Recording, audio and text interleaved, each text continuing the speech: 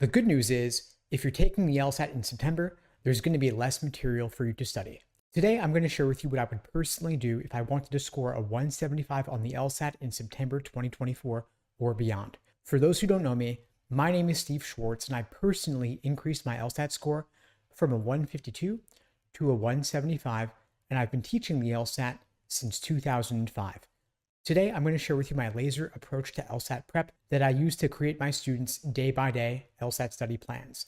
LASER is an acronym standing for Learning, Accuracy, Sections, Exams, and Review.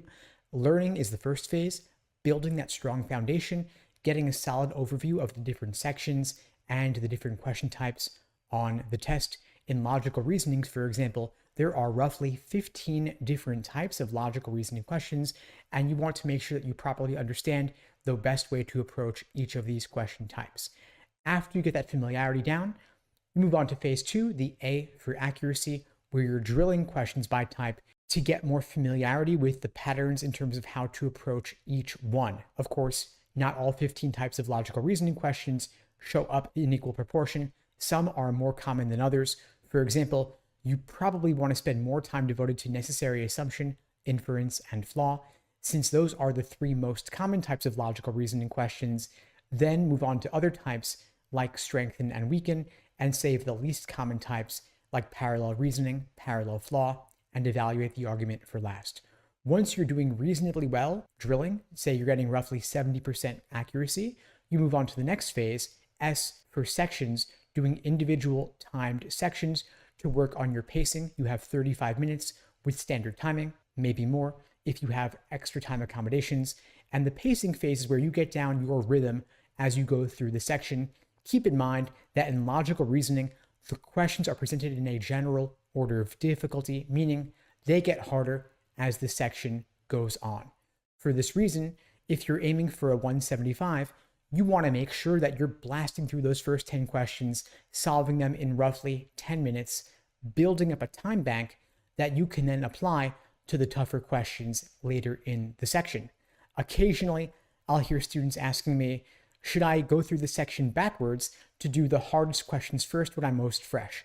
You could try this out, of course, but I think it's a terrible idea because every question is worth the same. Why wouldn't you want to lock up those easy points first, not risk getting bogged down in the tough questions and never even making it to the easier ones? Another way to avoid getting bogged down is to use the flagging feature in LawHub, the same flagging feature that you'll have on LSAT test day. Personally, I'll flag 3, 4, maybe even 5 logical reasoning questions in a single section just because I don't want to deal with them in the moment, considering that everything's worth the same. And so you want to know which types of questions, which topics do you hate, which ones do you most want to avoid, skip, and come back to later. For me personally, I'll share mine. Maybe they line up with yours as well. For me, I don't like the hard science ones, the technical ones, the ones on abstract topics like aestheticism or moral philosophy. I just don't want to deal with those in the moment. Same goes for lengthy parallel reasoning questions, by the way, if they're showing up later in the section. I'll flag them, skip them, come back to them at the end with the security of knowing I've locked up those other questions later in the section. I've secured those points. And by the way, surprisingly, the last couple of questions in the logical reasoning section are actually oftentimes slightly easier, maybe to punish those who don't make it to the end of the section and to reward those who do. Anyway, after you move on from the pacing phase, the S for sections, phase 3 of the laser approach, you move on to phase 4, E for exams and endurance. This is where you're doing full-length timed practice tests, ideally at least 10 of them before test day, under realistic test day conditions, simulating the pacing, simulating the full exam experience, 4 sections in total, 2 sections back-to-back, 10-minute break, 2 more sections. You're doing this over and over and over again, so that test day itself will ideally feel like just another run-through.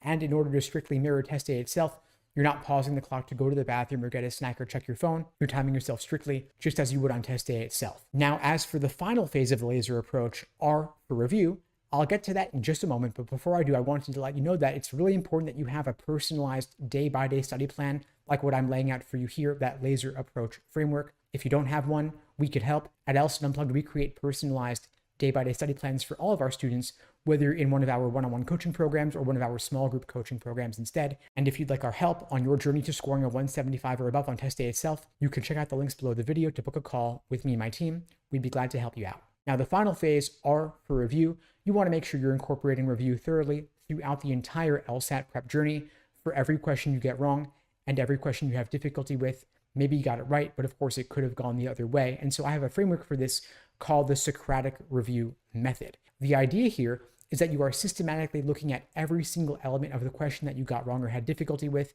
in logical reasoning. For example, did your mistake come from misunderstanding the stimulus, misidentifying the question stem type, or having difficulty in interpreting the answer choices, being led astray by attempting wrong answer choice, or being discouraged by an unappealing right answer choice?